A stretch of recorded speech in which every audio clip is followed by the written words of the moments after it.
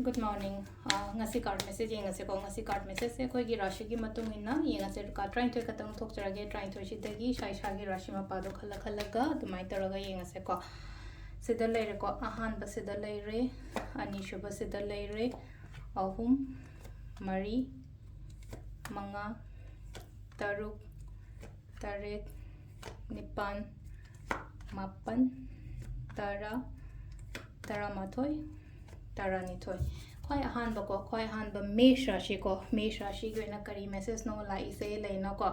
silai se haidi yetna ba khona ba leira ga ti ko adugi poto aingonda ngamba oina oibado ngasi se aina landraga di yetli ba poto aina lanna yetla ga di mi to na ngamgi ni ko aina chumma ga di aingonda oijaba maina ni ko brisha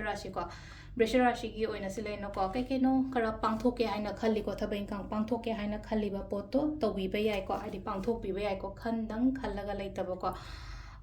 kaino mithun rashi ko katang yengjanba khojanba negativity gumba kai gumba khale ko kalakpa yengjanba amai toro ko